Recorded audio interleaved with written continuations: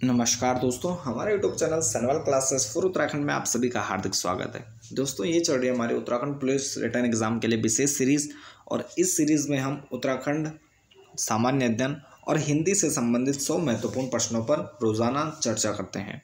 तो आइए प्रारंभ करते हैं। आज का पहला प्रश्न है हमारा कि रानी इंद्रलक्ष्मी किसकी संरक्षिका थी। तो रानी इंद्रलक्ष्मी किसकी संरक्षिका थी? तो ये थी रण बहादुर शाह की। तो रण बहादुर शाह की संरक्षिका रहती है रानी इंद्रलक्ष्मी। अगला प्रश्न है, और रण बहादुर शाह ये कहाँ के शासक थे? तो ये नेपाल के शासक रहते हैं। अगला प्रश्न है कि गोरखाओं को कुमाऊं पर आक्रमण का न्योता किसने दिया था? तो कौन से वो भाई साहब थे जिन्होंने कुमाऊं पर आक्रमण का न्योता दिया था? तो ये थे हर्षदेव जोशी। और इनको क्या कहा जाता है? घर का विभीषण भी कहा जाता है या कुमाऊं का विभीषण भी इनको कहा जाता है। ये विभीषण की तरह कुछ कार्य करते हैं हर्षदेव जोशी, और इनको क्या करते हैं? गोरखाओं को कुमाऊं पर आक्रमण का न्योता देते हैं। फिर उसके बाद अंग्रेजों को कुमाऊं पर आक्रमण का न्योता देते हैं। तो कुछ इस प्रकार के कार्य करते हैं हर्षदेव जोशी। अगला प्रश्न है हमारा कि 1803 ईस्वी में कुमाऊं का सूबा कौन था? तो कुमाऊं का सूबा यानी कुमाऊं का जो प्रमुख सेनापति होता था, राजकाज जिसके अधीन होता था कुमाऊं में, तो 1803 में कुमाऊं का सूबा था काजी गजशेखर पांडे। तो काजी गजशेखर पांडे क्या रहते हैं? कुमाऊं के ये सूबा रहते हैं। अगला प्रश्न है, लंगूरगढ़ किले पर घेरा कब डाला गया? तो गोरखाओं द्वारा लंगूरगढ़ किले पर घेरा डाला गया 1791 ईस्वी में। 90 में कुमाऊं पर कब्जा हो जाता है। उसके बाद गढ़वाल की तरफ नजरें बढ़ाते हैं और इसी क्रम में क्या करते हैं? गढ़वाल पर आक्रमण करते हैं और लंगूरगढ़ पर घेरा डालते हैं। ये श्रीनगर के पास रहता है। और फिर क्या होता है? 1792 में लंगूरगढ़ की संधि होती है गढ़वाल शासक प्रद्युमन शाह और गोरखों के बीच। तो लंगूरगढ़ का घेरा डाला गया था 1791 में और 1792 में फिर संधि होती है। अगला प्रश्न है कि उत्तराखंड में गोरखा शासन को कहा जाता है। तो उत्तराखंड में गोरखा शासन को क्या कहा जाता है? तो इसे कहा जाता है गोरख्याली। क्या कहा जाता है? गोरख्याली। और इसे विद्वानों ने क्या संज्ञा दी है?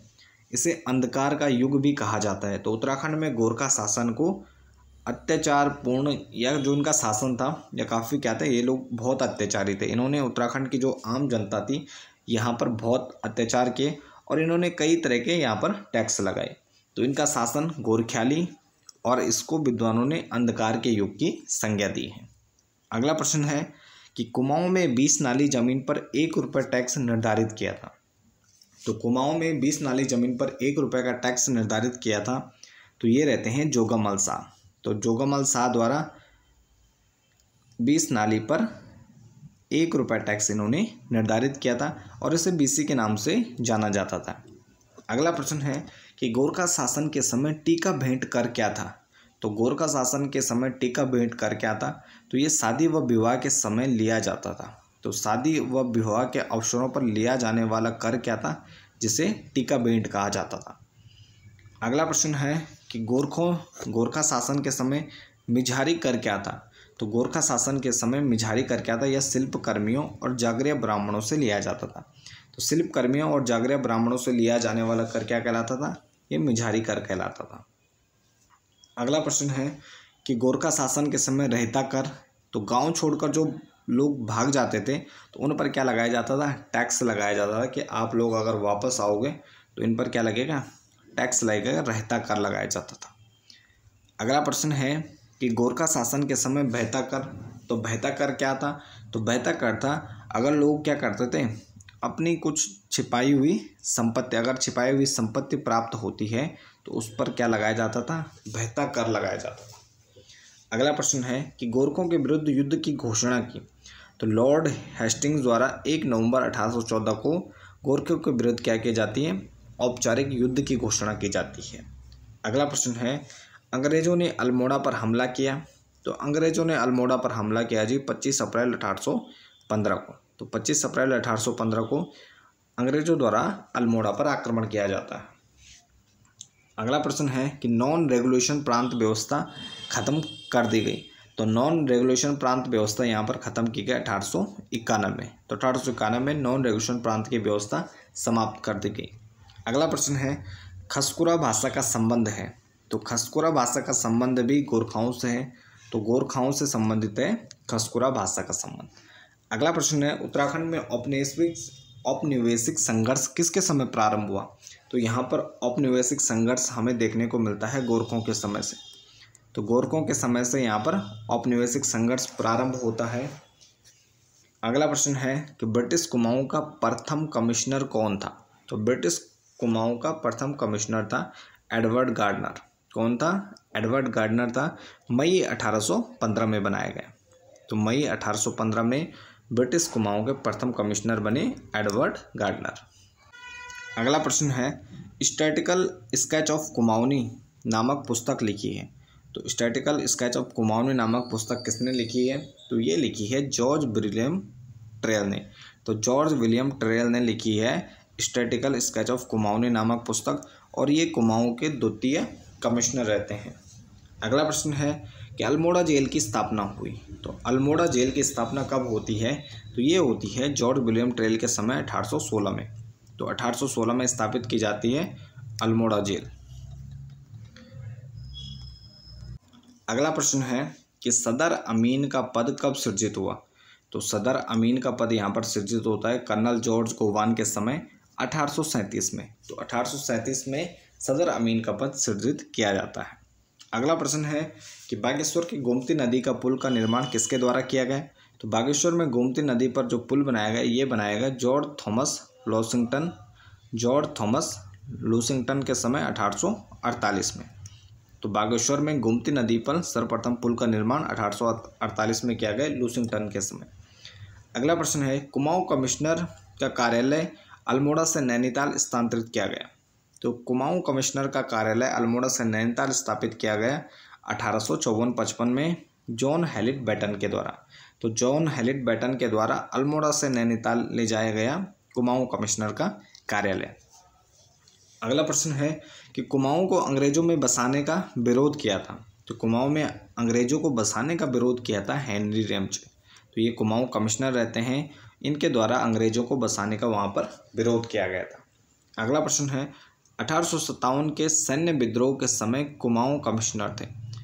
तो 1857 के समय जब विद्रोह होता है तो इसके समय कुमाऊं कमिश्नर रहते हैं हेनरी रैमजे। 1856 से 84, तो ये हेनरी रैमजे रहते हैं कुमाऊं में कमिश्नर 1857 के स्वतंत्रता संग्राम के समय। अगला प्रश्न है कि हेनरी रैमजे कुमाऊं मंडल के कंजर्वेटर भी रहे। तो हेनरी रैमजे कुमाऊं मंडल के कंजर्वेटर भी रहे। ये कब रहे? 1868 में, 1868 ईस्वी। अगला प्रश्न है कि हेनरी रैमजे के बाद 7वां कुमाऊं कमिश्नर बने। तो हेनरी रैमजे के बाद फिशर बनते हैं 1884 में। अगला प्रश्न है, किस कमिश्नर के समय भारत छोड़ो आंदोलन हुआ? तो ये हुआ जेसी एक्टन के द्वारा। ये क्या थे? 22वें कुमाऊं कमिश्नर थे। तो 1942 में जेसी एक्टन थे कुमाऊं कमिश्नर। अगला प्रश्न है कि रैमजे हाई स्कूल की स्थापना कब हुई? तो रैमजे हाई स्कूल की स्थापना अल्मोड़ा में की गई 1871 में। तो रैमजे हाई स्कूल की स्थापना 1871 अल्मोड़ा में। अगला प्रश्न है कि ईसाई धर्म की शिक्षा लेने वाला प्रथम गढ़वाली। तो ईसाई धर्म की शिक्षा लेने वाला प्रथम गढ़वाली क्या था? ख्याली रमोड़ा, और इसे गढ़वाल का पीटर भी कहा जाता है। तो ख्याली रमोड़ा को क्या कहा जाता है? गढ़वाल का पीटर, और इसी के द्वारा ईसाई धर्म की सर्वप्रथम शिक्षा ली जाती है। अगला प्रश्न है कि वन अधिनियम 1865 में किसकी सलाह पर पारित हुआ? तो ये हुआ ब्रैंडिस की सलाह पर वन अधिनियम 1865 पारित किया गया। अगला प्रश्न है कि चीड़ वृक्षों से लीसा टिपान का कार्य शुरू हुआ। तो चीड़ के वृक्षों से लीसा टिपान का कार्य प्रारंभ हुआ 1890 से। कब हुआ? 1890 से चीड़ के वृक्षों से लीसा टिपान का कार्य शुरू किया गया। अगला प्रश्न है, पहली बार जलमार्ग द्वारा ढुलाई का चलन शुरू किया गया। तो पहली बार जलमार्ग द्वारा ढुलाई का चलन शुरू हुआ विल्सन ने। तो विल्सन के समय पहली बार जलमार्ग द्वारा ढुलाई का चलन शुरू किया गया विल्सन के द्वारा। इसको क्या कहा जाता है? पहाड़ी विल्सन भी कहते हैं। अगला प्रश्न है कि वन आंदोलन के नेतृत्व के लिए हर्षदेव ओली को शक्ति नामक पत्रिका में क्या कहा गया? तो वन आंदोलन का नेतृत्व करने के लिए हर्षदेव ओली को शक्ति नामक पत्रिका में कहा गया काली कुमाऊं का मुसोलिनी। क्या कहा गया? काली कुमाऊं का मुसोलिनी कहा गया। शक्ति नामक जो पत्रिका निकलती थी वन आंदोलन के नेतृत्व करने के लिए हर्षदेव ओली को। अगला प्रश्न है कि उत्तराखंड में सर्वप्रथम आलू की खेती कब और कहाँ की गई?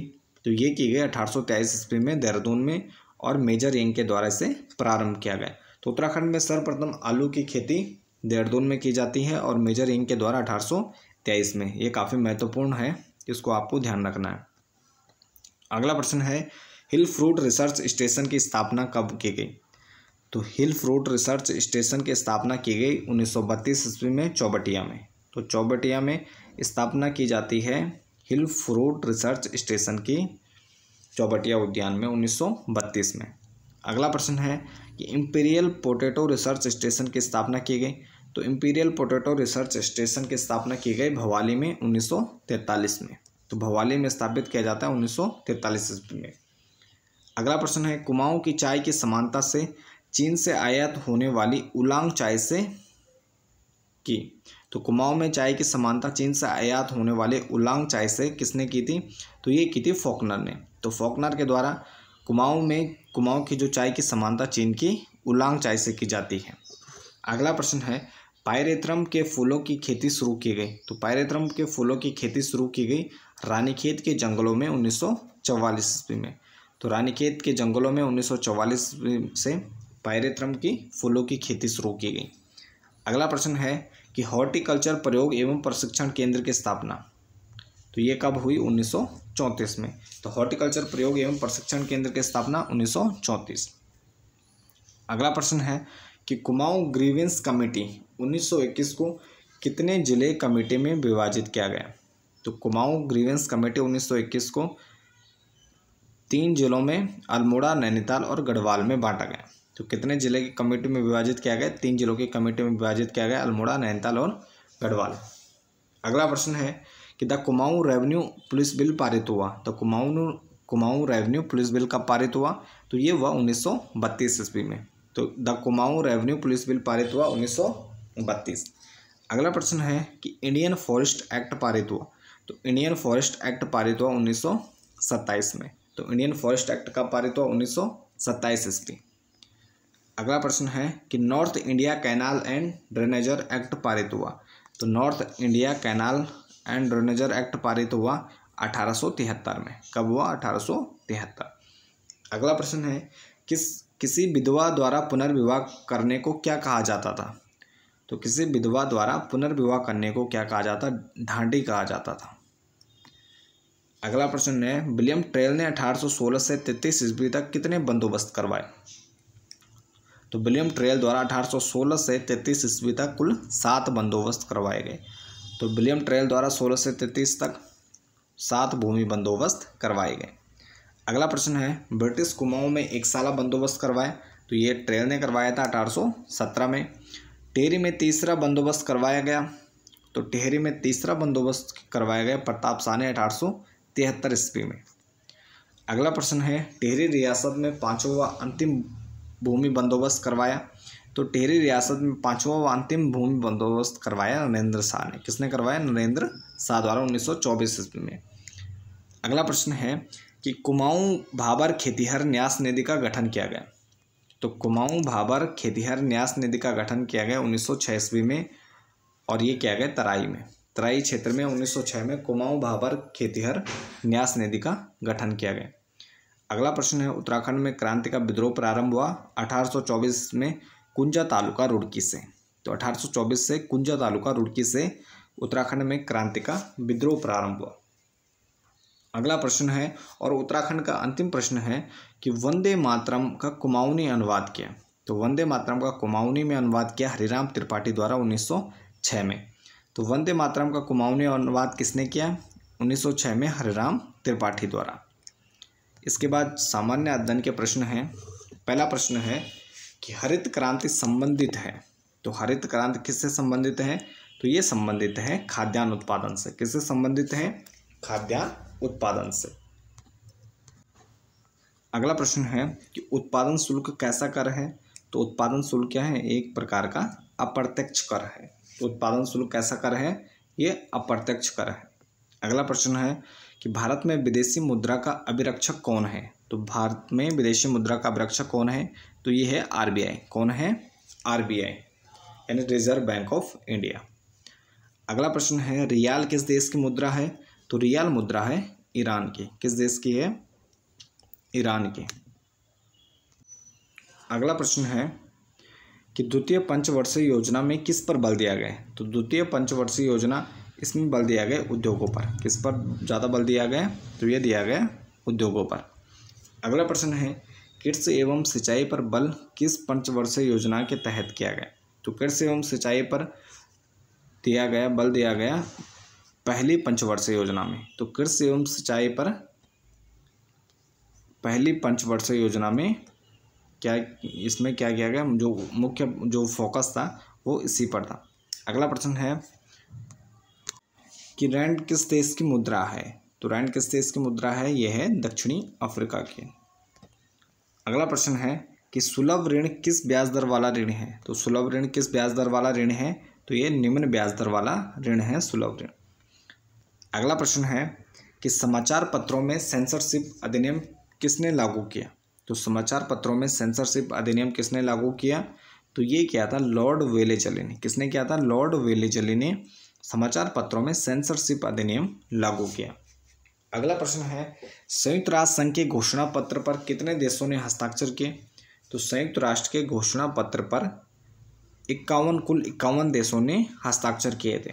तो संयुक्त राष्ट्र के घोषणा पत्र कितने देशों ने हस्ताक्षर किए, तो ये किए 51 देशों ने। अगला प्रश्न है कि महासभा की बैठक साल में कितनी बार होती है। तो महासभा की बैठक साल में होती है एक बार। अगला प्रश्न है कि मूल अधिकारों का हनन होने पर भारतीय नागरिक किस अनुच्छेद के तहत उच्च न्यायालय में अपील कर सकता है। तो ये है 226। तो अनुच्छेद 226 के तहत मूल अधिकारों के हनन पर भारतीय नागरिक उच्च न्यायालय में, और अनुच्छेद 32 के तहत सुप्रीम कोर्ट यानी सर्वोच्च न्यायालय में अपील कर सकता है। अगला प्रश्न है कि राज्यसभा की प्रथम महिला महासचिव कौन थी। तो राज्यसभा की प्रथम महिला महासचिव थी BS रमा देवी। कौन थी, BS रमा देवी रहती है राज्यसभा की प्रथम महिला महासचिव। अगला प्रश्न है केंद्र राज्य संबंधों का उल्लेख किस अनुसूची में है।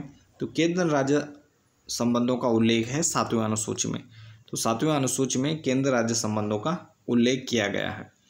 अगला प्रश्न है कि धर्म की स्वतंत्रता का संबंध किस अनुच्छेद में है। तो धर्म की स्वतंत्रता का उल्लेख है अनुच्छेद 16 में। किस में है, अनुच्छेद 16। अगला प्रश्न है कि राज्यों के नाम, सीमा व क्षेत्र में परिवर्तन किस अनुच्छेद के तहत होता है। तो राज्यों के नाम व सीमा व क्षेत्र में परिवर्तन ये होता है अनुच्छेद 3 के अंतर्गत। अगला प्रश्न है कि समान हिमरेखा को मिलाने वाली रेखा है। तो समान हिमरेखा को मिलाने वाली रेखा को आइसोनिक कहा जाता है। क्या कहा जाता है, आइसोनिक। अगला प्रश्न है समान लवणता को मिलाने वाली रेखा, तो इसको क्या कहते हैं, आइसोहेलाइन। तो आइसोहेलाइन कहते हैं समान लवणता को मिलाने वाली रेखा। अगला प्रश्न है दार्जिलिंग पर्वतीय नगर है। तो दार्जिलिंग किसका पर्वतीय नगर है, तो ये है पश्चिम बंगाल का। तो पश्चिम बंगाल का क्या है, दार्जिलिंग पर्वतीय नगर है। अगला प्रश्न है पंचमढ़ी पर्वतीय नगर है। तो पंचमढ़ी ये मध्य प्रदेश का है। तो मध्य प्रदेश में पंचमढ़ी पर्वतीय नगर स्थित है। अगला प्रश्न है गारो व खासी किस पर्वत की श्रृंखला है। तो गारो और खासी है ये हिमालय की पर्वत श्रृंखलाएं, गारो और खासी। अगला प्रश्न है ग्रेट बैरियर रीफ। तो ग्रेट बैरियर रीफ कहाँ है, ये है प्रशांत महासागर में। तो ग्रेट बैरियर रीफ कहाँ स्थित है, तो ये प्रशांत महासागर में है। अगला प्रश्न है कि सूर्य में सर्वाधिक मात्रा में पाए जाने वाला तत्व है। तो सूर्य में सर्वाधिक मात्रा में पाए जाने वाला तत्व कौन सा है, तो ये है हाइड्रोजन। कौन सा है, हाइड्रोजन। अगला प्रश्न है शमसुद्दीन क्यूमर्स किस वंश का अंतिम शासक था। तो शमसुद्दीन क्यूमर्स किस वंश का अंतिम शासक था, तो ये था गुलाम वंश। किसका था, गुलाम वंश का। अगला प्रश्न है कि पुर्तगालियों ने गोवा पर कब कब्जा किया। तो पुर्तगालियों ने गोवा पर कब्जा किया 1510 में। कब किया, 1510। अगला प्रश्न है कि सर्वाधिक स्वर्ण मुद्रा जारी करने वाला वंश। तो गुप्त वंश में सर्वाधिक स्वर्ण मुद्राएं जारी की जाती हैं। अगला प्रश्न है विष्णुगुप्त किस वंश का अंतिम शासक था। तो गुप्त वंश का अंतिम शासक रहता है विष्णुगुप्त। अगला प्रश्न है कि नालंदा विश्वविद्यालय के संस्थापक, तो कुमार गुप्त रहते हैं नालंदा विश्वविद्यालय के संस्थापक। हर्षेन किसका दरबारी कवि था, तो हर्षेन रहता है समुद्रगुप्त, तो समुद्रगुप्त का दरबारी कवि था हर्षेन। और सामान्य अध्ययन का अंतिम प्रश्न है कि दिल्ली का प्रथम मुस्लिम शासक कौन था, तो दिल्ली का प्रथम मुस्लिम शासक था कुतुबुद्दीन ऐबक। कौन था, कुतुबुद्दीन ऐबक रहता है दिल्ली का प्रथम मुस्लिम शासक। इसके बाद हमारे हिंदी के 20 महत्वपूर्ण प्रश्न हैं। पहला प्रश्न है, जिसके उच्चारण में श्वास लेने में अधिक समय लगे तो उसे कहा जाता है, क्या कहा जाता है, महाप्राण। क्या कहा जाता है, महाप्राण कहा जाता है।